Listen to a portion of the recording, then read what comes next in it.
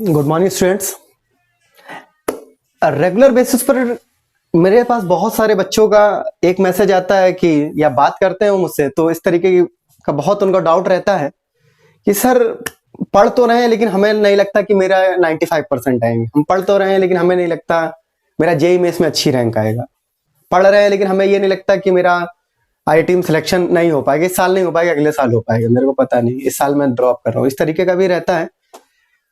तो आप लोगों को जब इस तरीके का डाउट आए, बहुत तरीके के डाउट आना स्वाभाविक है और आखिरी दिन में ये होता भी, लगता है हम लोगों ने पहले सोचा होता 95% आएगा, अब आखिरी तक जाते जाते वो हमको लगता है कि 95% नहीं आएगा उसे, अब मेरा 80% आ जाए वही बहुत है, अब मेरा जेईई एडवांस में नहीं जेईई मेंस में सिलेक्शन हो जाए वही बहुत बड़ी बात है।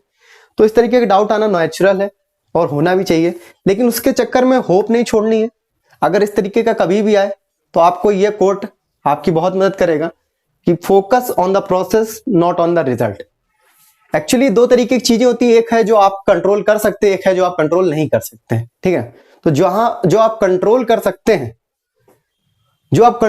वहां पर अपने एक्शन को कंट्रोल करिए।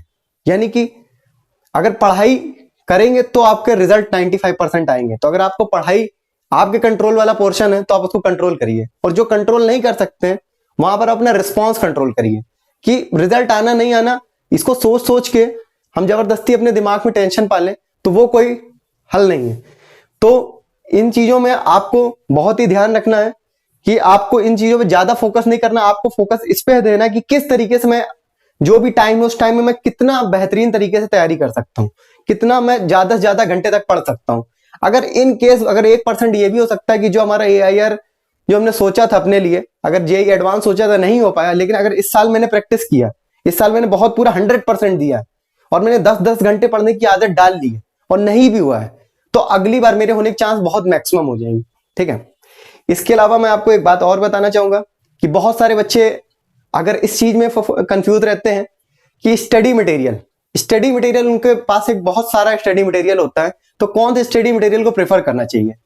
तो कई सारे स्टडी मटेरियल में कई सारी बुक्स होती हैं, कई सारे नोट्स होते हैं, किसी वाली कोचिंग का वाले दोस्त का नोट्स वाला अच्छा है, वाला नोट अच्छा है, इट्स ओके, सबका अपना अपना कुछ पोर्शन अच्छा हो सकता है। आपको कोई सी एक को सेलेक्ट कर लेना, आप जिस एक को सेलेक्ट करना चाहो उसको कर लो। मान लिया ऑर्गेनिक के लिए आप अपनी कोचिंग को कर लो, इनऑर्गेनिक के लिए किसी और को कर लो, जिसके लिए जिसको करो, किसी एक को करके उस पर पूरा बिलीव करो और आखिरी तक उसी को जाओ, उसको स्विच ना करो। एक बार सेलेक्ट करो, ध्यान से सेलेक्ट करो और उसके पे ही रहो। अगर किसी को लगता है मेरा एनसीईआरटी से ही बहुत अच्छा मेरा कवरेज हो जाता है, तो एनसीईआरटी ही बेस्ट है। कहने का ये मतलब है जो भी आप कर रहे हैं उसमें किसी एक को पकड़िए, किसी एक स्टडी मटेरियल को पकड़िए और उसी स्टडी मटेरियल पे स्टक रहिए, उसको रेगुलर बेसिस पे रिपीट करके रिवाइज करिए। अगर आपने इसको थोड़ा पढ़ा, थोड़ा उसको पढ़ा, लेकिन रिवीजन आपने अलग अलग में क्या किया, आप कंफ्यूज हो गए कि थोड़ा इससे पढ़ लेते उससे पढ़ लेते, तो कंफ्यूजन के चक्कर में आप सही से नहीं पढ़ पाएंगे, आपको कॉन्फिडेंस कभी नहीं आएगा। तो किसी एक को सेलेक्ट करना, उसको 2 से 3 बार खत्म करना। वो बुक अगर एनसीईआरटी है, 3 बार आप एनसीईआरटी लगा लोगे या 3 बार आप RD शर्मा लगा लोगे, और लगाने के बाद जब आप जाओगे तो आपको देन कॉन्फिडेंस बहुत होगा। देन इसके अलावा आपने कोई एक बुक उठाई, RD शर्मा आधी लगाई, फिर आपने RS अग्रवाल लगाई, फिर आपने एनसीईआरटी लगाई, तो कॉन्फिडेंस आपको बिल्कुल नहीं मिलेगा। किसी एक मटेरियल को, किसी एक बुक को फॉलो करिए और उसको 2 से 3 बार पूरा कंप्लीट करिए। ठीक है, होपफुली आप लोगों की पढ़ाई बहुत अच्छी चलती रहेगी। Thank you very much, bye bye, Tata.